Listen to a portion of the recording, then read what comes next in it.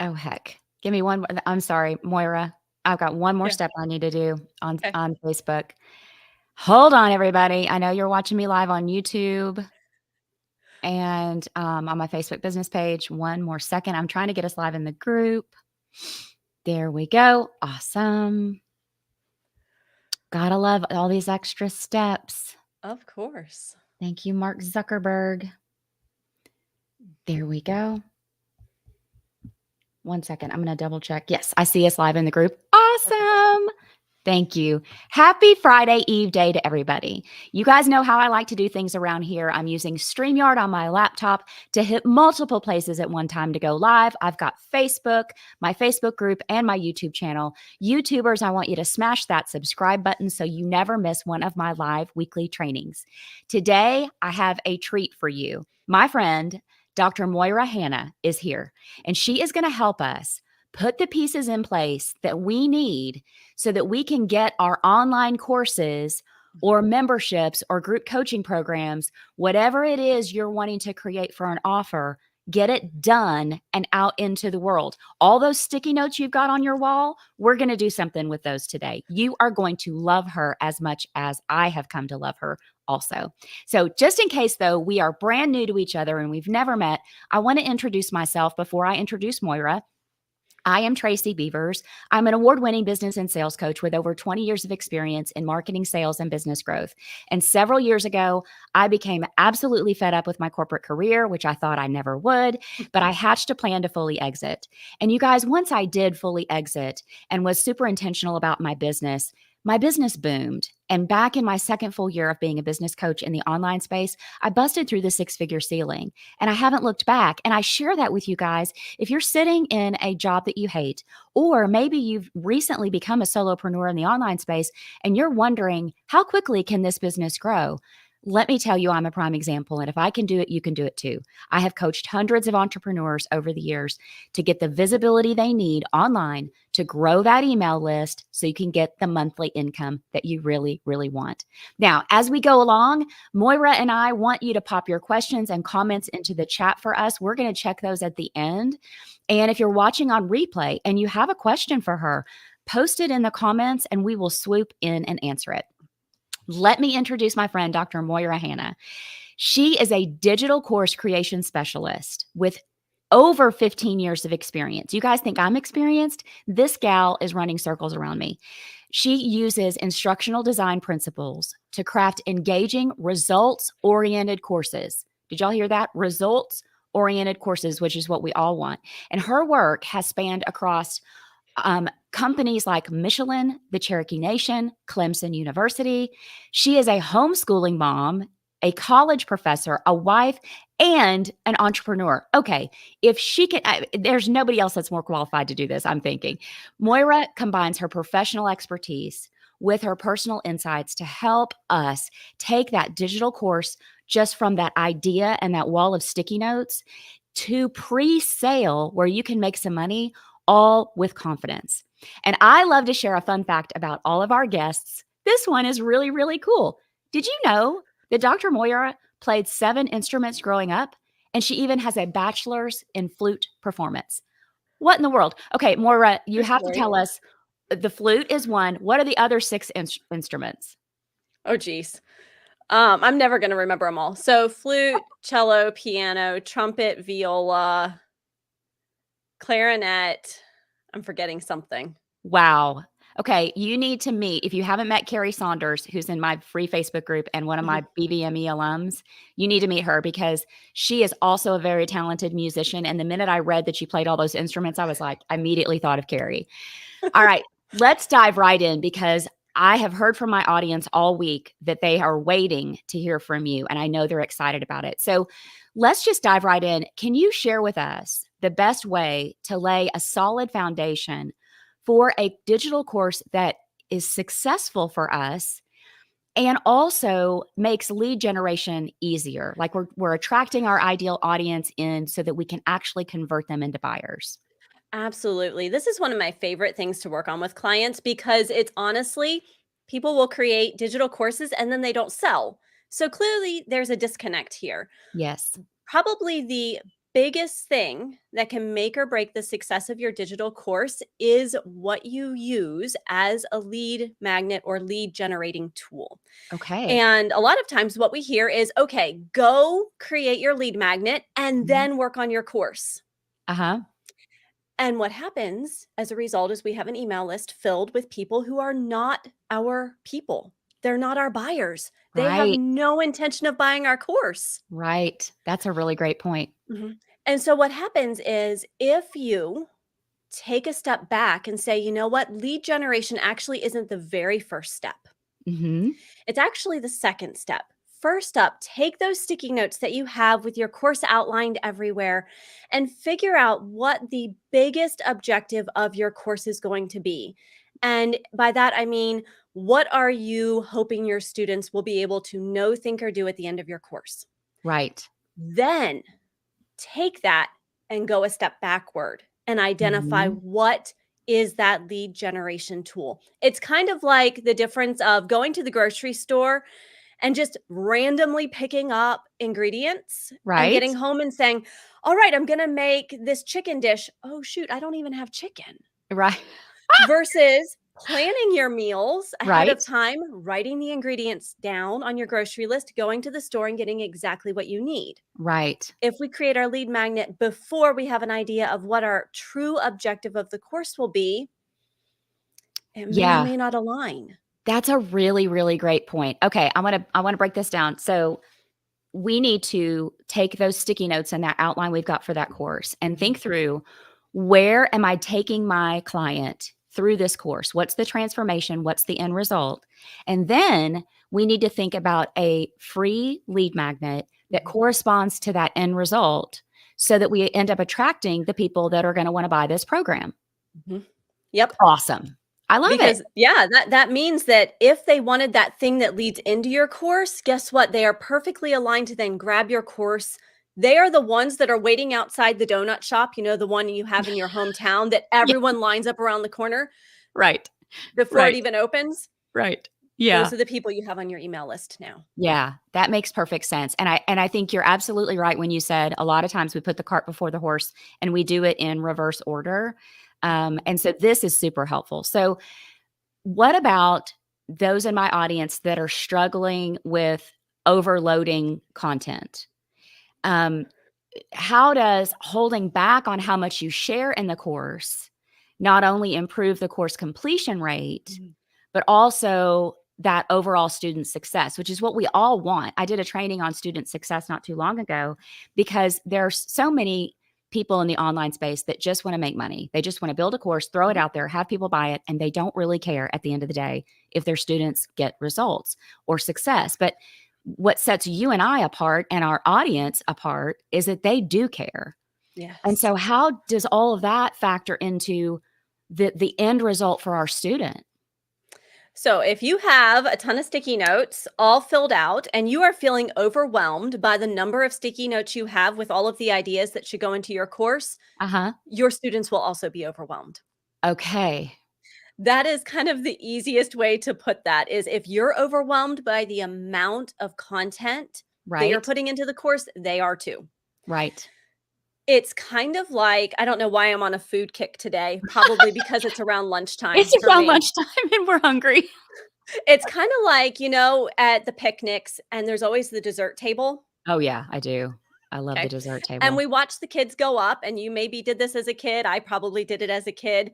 You grab dessert after dessert after dessert, Uh-huh. and inevitably someone is not feeling well at the end of the day. Correct. Okay, Yeah. so that's a case of too much Uh-huh. of It something is. that's really yummy. Yeah. Okay, our course content's the same way. I love it. If you put all of those ideas in, Mhm. then we get overwhelm on our end as the course creator and on our Right. students' end as the person trying to consume this in their already limited amount of time. So, one Yes. of the things that's simple to do is to take your stack of sticky notes or wherever you have your course notes of the things you want to include, and I want you to Right. sort them. Okay. And keeping that course objective in mind, put Mhm. all the sticky notes that are 100% no one would ever argue that this is necessary for you to Mhm. teach to meet that objective, put it in a pile. Okay. Then That's easy. put all of those in. Uh-huh. Then look at the things that are maybe kind of related tangentially, Uh-huh. just kind of partially, put those in a pile. And then Right. put the stuff that you were just on a brainstorming kick and you literally have 20 sticky notes of things that could be an entire course of a different Uh-huh. beast. Put Yeah. those in another pile. I love it. I love it.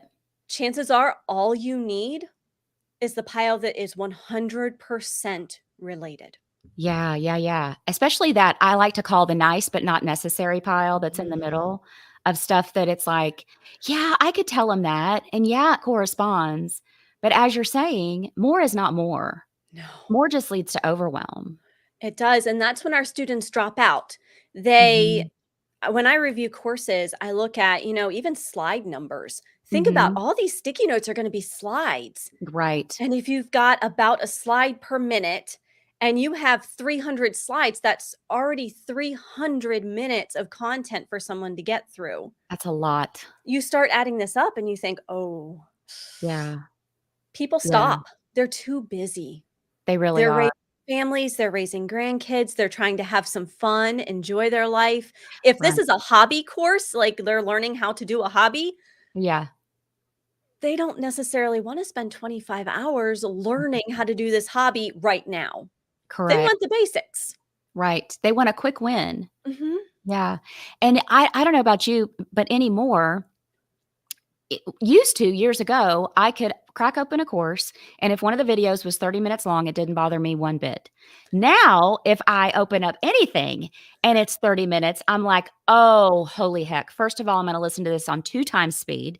Second of all, okay, maybe I'll do it while I'm out walking the dog." I mean, Yeah. are you finding that to be true also, Yes, that we need to keep these videos absolutely. short? We have got to keep and, I don't like saying that our attention spans have shortened. I'm not really convinced of that. Right. In the psychology research, I'm not seeing that that's truly happening, but it is Right. a mindset we've adopted, right? So we Mhm. tell ourselves, "Oh, I can't possibly listen to 30 minutes," but you found a way to do it. You do it on your dog walks. Right. Yes. But we do need things in implementable chunks because 30 minutes is a ton of stuff that now you have to go figure out how to implement all Uh-huh. at once. So Okay. even just shortening those course videos to 3 10-minute Okay. even makes it easier because now I've got 10 minutes of something that I have to figure out how to implement. Right. I like that implementable chunks, even though that word is hard to say. Shh. Implementable chunks. Say that 5 times fast. No. Implementable chunks. No, I like that, and because it's a good visual. Instead of the 30-minute chunk, Mhm. break it down into something that's more Yeah. doable in 10 minutes or even 6 5-minute Yeah. videos. Okay, okay, Mhm. that sounds like something we could do, definitely, and that's an easy change to make. It doesn't It mean we is. have to go rewrite the whole thing or throw the baby out with the bathwater. Yep. You just go in and kinda tweak it a little bit. Mhm. That's cool. Alright, let's talk about perfectionism. I literally did a podcast episode about this 2 weeks ago, and Mhm. I asked the question, "Has perfectionism moved into your house, taken over your Netflix account, brought in all its baggage, and eaten all your snacks?" Because and I did that podcast because so many of my clients and students this summer have been bumping up right against our friend perfectionism. So let's Mhm. talk about that because it's real and it is It a is. massive roadblock. So what do we do when it's moved in and it's moved in all its stuff and it's sitting on the couch and it won't go away? First off, we buy a nice sturdy box with a really heavy duty padlock and we tell it to get in the box and then we politely close it and lock it in there. I love it. Tell it we do not need it here. We And trap it. sometimes even that visual of, what? I don't need you right now. I don't need this perfectionism in my life right now. I'm going to put Right. it in the box and lock Uh-huh. it up. Love it. Doesn't mean we have to deal with it specifically right now, but we Mhm. can just set it aside and say no. Mhm. That's the great thing Mhm. as adults. We get to say no to things with a lot more ease, right? With a lot more authority. Mhm. Tell perfectionism no. But here's the more practical thing because I know. Yeah. It's sneaky too. Like one day it shows up on your porch wearing a red dress and you think Uh-huh. you've escorted it out the door. And the next day it shows up wearing a green dress trying to trick Mhm. you. And then it just sneaks in.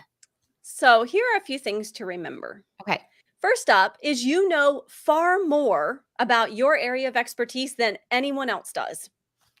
Love it. Even if you talk to someone else who's in your niche or niche, however you say it, you have your unique set of experiences that make you the expert in your approach to Mm-hmm. the issue. Yes. So you know more than ever anything anyone else on your topic, which Mm-hmm. means sometimes perfectionism sneaks in thinking, "Oh, what if I didn't tell the right story in that segment or that lesson? What if it's Uh-huh. not going to resonate? Shoot, now I know Uh-huh. there's a better story." Right. Or, "Oh, maybe I should have reversed those two ideas." You Yeah. know what? No one's going to know. They're not. No one's there with your shower thoughts of the, "Oh, that was the perfect story. Why couldn't I have come up with that?" Right. Or No one knows. my dog walking thoughts. Yes. Mhm. So the thing to do is to write down those things that creep in, those ideas that creep in saying, "Oh, I could have done this better," or "What if I don't do it this way?" Write it all down.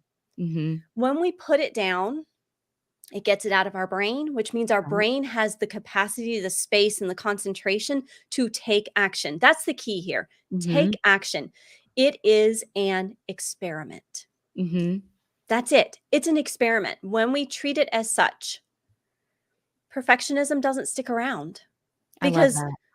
as an experiment, I have my PhD in psychology, so I had to do a lot of research in my school. Mm-hmm. And it was always you have your idea, you set up the test, you carry it out, you look at the data, and you adjust. Mm-hmm. That's the Yeah. same thing as an entrepreneur. Mm-hmm. It is. It is. But we get so scared that it's not going to be good enough, that it's not going to be valuable enough. Mhm, One of my clients and I we're working on a lead magnet, mhm, and there are coaches in the online space that say your free lead magnet needs to be so good that people can't believe you're giving it away for free. And this stumped her because yeah, she was waiting for it to be so like she wanted it to be so juicy and attach fireworks and sparklers to it and have mhm, it the best thing since sliced bread. yeah, What would you say in that instance, Moira, about I think that there is something to be said for giving away something free that's valuable. mhm. But then when that stops us from producing, what would you say to that? It is not your final product. It Love it. feels like it might be because we're Right. hitting publish and we're creating the ads or the Mhm. organic reach to get this lead magnet out there. Even Yeah. our course, same concept. It is not your final product. It is a Right. work in progress. So I would say Mhm. publish it, get feedback. If you Right. get great feedback, then, keep working on the next thing in line. Yes. If Yes. if not too many people sign up, then it becomes, is the title not the best? Do we need to change the hook?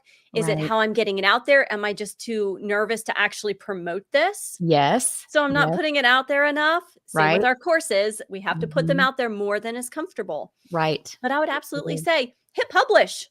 Right. And How are we going to know if it works if we don't test it? exactly, exactly. One thing I have to remind myself of, I believed this in the beginning of building this business. I thought there was going to be a finish line. Like I could build Oh, the business, it was going to be done. And me then too. I could sit back and look at it and go, this is my money making machine. I built a business. There it is. And I got about 6 months in of racing to what I thought was the finish line and exhausting myself. And I woke up one morning and I was like, oh, this is never going to be fully built. This Yep. thing is going to evolve and evolve and Mhm, evolve. mhm, And so that helped me do exactly what you're saying. Throw some stuff out there, mhm. see what happens, pull it back in and tweak it, throw it back out there. But that's also the maddening part of this business. I mean, Oh, gracious yes. sakes. Yeah, And, it is. I had a mentor one time and I loved what he said. He said, 70% perfect is perfect. Just get it I out the door uh-huh. and go from there. 70% perfect is perfect. Yes. 100% perfect is not done, because it's not getting out there. If we wait for 100%, Mhm. we'll never put it out into the world. Exactly. And it truly can't be perfect because we don't have the feedback to make it so. And nothing is perfect. That's That's the true. other thing. Nothing is perfect. Right, right. All right, let's talk about something that you and I see a lot in this Mhm. online space with our clients and students. The fine line between learning and doing. I hear from a lot of people that they are professional course takers. Mhm. And that happens to us because we're so interested, we have so many passions, we're so interested in so many things, but that cycle of perpetual learning and not doing can keep us from building the business that we want. So how do you suggest that we break that cycle where we start actually making tangible progress on the offers that we want to put out into the world? Okay. This is something that comes up, I'm sure, with your clients. It comes up with my clients all the Yeah. time. And I Yeah. have this look on my client calls that if my clients have been with me for any length of time, they know the look and they just stop. So here's what happens. I love it. We come up with one or two really specific goals per quarter. Okay. That's it, one or two, Okay. especially if you have other things going on in your life, Yes. as 100% of humans do. Right. So then, anytime a learning opportunity comes up, even if Mhm. it's the best deal ever, Mhm. you have to measure it against those objectives for the quarter. If it Okay. is not 100% aligned, Right. then it probably needs to be pushed off.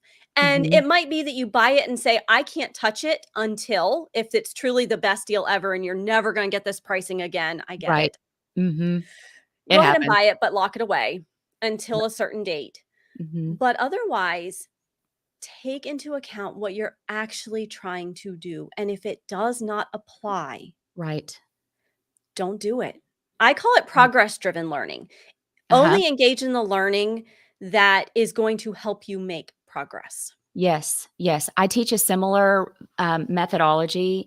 The way I think about it, because I hear from people, you've heard this too. When we go to launch our programs, and people go, "Well, I've got 3 other courses I need to finish before I buy another one," and I'm like, I'm too nice. What I really want to say is, are any of those things what you're trying to accomplish in the next 3 to 6 months? I Mhm. actually had somebody that looked at my course back in April when I launched it, Okay. Business Visibility Made Easy. And he said to me, visibility and list growth are goals of his for the next 3 to 6 months. I said, perfect. This program is the perfect fit for you. Mhm. Come on in.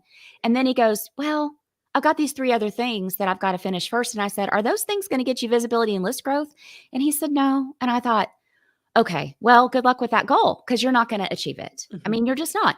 And so because I hear that a lot, what I help my clients and students realize is exactly what you said, in that these courses and things that we're buying need to go into what I call our research library. Mhm. And like this podcast, for example, that I'm developing and about to launch, I've had this on my list of business goals for years. And last year, the course that I had my eye on, the course creator said, this is going up by $600 in 30 days. If you want it at this price, buy it now. I bought it right then. But Mhm. I didn't crack that sucker open until Yeah. this spring because I did not have even if I had listened to it back then, I wasn't ready to start the podcast. I would have had to have listened to it all over again this Mhm. spring. And so I love what you're saying because it's kind of like when you're in high school or college and you need to write an essay or a term paper on a subject. You don't Mhm. go into the library and let all the books in the library dictate No. what you're going to write about. You walk into the library knowing I'm working on this topic and I want all the books and all the resources that will get me to this Yeah. topic. And that way you make I love that, Moira. We are definitely on the same page. Yeah. Progress, would you call it progress Progress learning? driven learning. Progress driven learning. That Mhm. is liquid gold right there. I love it. I All love of it. these things that we're talking about, this is what it takes to make an impact. Very much how you Mhm. built your business. Mhm. You looked at what's going to allow you to make an impact. Mhm. And I know that you slowly phased out of your corporate career, but you Yes. chose the actions, and it's the key. You took action in order to have an impact, and you have Yeah. an impact. Yeah. Thank you for that. I'm checking the comments right now. We do have a question from Maggie. Maggie asked, how does this strategy work with course pre-sales? That's a Mm. great question. So when you have a really clear outline objective of your course, Mm-hmm. then you can start talking it up as Okay. soon as you have that objective, which a Okay. lot of times comes down the road after you have this pile of stuff figured out and you're thinking, okay, now I need to pre-sell it. Ooh, but I don't really know what the outcome of my course is. If you start with the outcome, which also Uh-huh. helps you make that lead generation, you can also pre-sell your course faster. Yes. I love that. You can. Okay. What would you say to somebody who says to you, okay, that sounds great. And I understand I need to pre-sell it like a beta round, a founding Mhm. member, first 10. We hear lots of different names for All it, the names. but it's not ready. I don't have it. All I have is the framework. I don't have module 1 in the can ready to go. And I don't feel good I feel like I've got to get the whole thing done before I sell it. What would you say to somebody like that? You have 2 options, and a lot of it depends on your personal preferences and your personality, to be honest. One of them is to say, "You know what, guys? You're getting this awesome rate because I'm gonna do this live with you. Yeah, love Every it. week, we're gonna come together," and then you don't have that perfectionism coming in. I've Uh-huh. gotta get it recorded, and it has to look beautiful, and it has to Right. have the music intro. No. You're gonna show up, you're gonna come with your heart and your Mhm. soul and all of your wonderful ideas, and you're gonna Mhm. present it live. And from that, you will take away the feedback and make it better so that when you record it, Mhm. it has all of the kinks worked out of it. So that's one Mhm. option. That makes some people really uncomfortable. It does. And so the other option is to say, you know what? I'm going to record the first 2 modules. Maybe you have a Uh-huh. 5 module course. Yep. Record the first 2. Right. And if you're dripping your course, Yep. then you've got a little bit of leeway. Yep. The other Yep. thing is, if you are offering it at a great rate, here's the third thing, let them know it is not finished Right. and that it will be live on a date. Right. Give yourself enough time. And you Mhm. know what? They get to give feedback, they get to have input, and that Yes. makes them excited. They get to be part of the process, Mhm. in addition to getting a really great price. Exactly. It's also really great feedback for the person creating the course because don't make the same mistake I did years ago. This was before I went through some of the better Mhm, course creation programs that I've been through since then. mhm. I was doing it on my own. I created something I thought was the bomb, like it was Yeah. gonna be the best thing.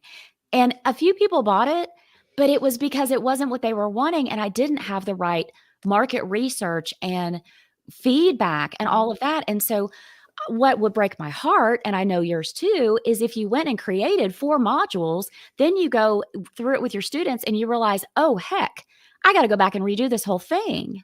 Yeah, Yeah. that's super valuable. I'm But going to check the comments. if you have that objective first and you Mm-hmm, pre-sell it and it kind of bombs because it's not what people want, you know that mm-hmm. before you have put in countless hours, weeks, months recording. Yep. Yeah, yeah, totally agree with you on that. Mhm, That's amazing. I'm looking for more questions. I don't see any other questions. Those were that Maggie, that was an excellent question. mhm. All right, Dr. Moira has brought an awesome freebie for everybody. Do you want to tell them about it? Sure. So, you know what? We all deserve to have a little bit of help along Yes. the way. We get stuck, we get in our heads. That perfectionism creeps in the red dress today and the purple dress tomorrow. Right. And sometimes it's just tricky to figure out what your next step is. And so Mhm. I save slots on my calendar every single week for course strategy calls, just for you to come in, for us to sit down together and say, where are you stuck? Let's Mhm. figure out your next step. And so I I love would it. love to offer your audience that opportunity to come in and just sit down for a free, no obligation call, just to sit down and get that next step mapped out. And you can Yeah, schedule those calls at coursecalls.com. I love it. I can't believe you got that domain. That's Yeah. brilliant. I know, one of those things. I think my husband actually found that one. That's amazing. Mhm. Wouldn't it be fun if somebody came along and offered you like $25,000 for it? Th That would be amazing. You'd I'm be not like, sure I'd say no. "Yeah, I'm not sure I would either." I'm not I sure can I would find either. something else. Right. I can go coursecalls.org. Yeah, I can do something else, not a problem. Right. I love it. Well, let me check the comments really fast just to see if anybody else has anything. You guys, if you are catching this on replay and you have a question for Dr. Moira or you want to book that call, remember go to coursecalls.com. I know my assistant Jill is going to throw that into the chat for everybody. And you guys, here's what I want you to do now. Not only do I want you to take the time to connect with Moira, because that is a super valuable, generous offer from someone who has 15 plus years experience. And we didn't even mention this. You guys, she is Story Brand certified. If you've ever read the book Story Brand by Donald Miller, it is marketing genius. And she is certified in that. So she's really poised to help you with your course creation.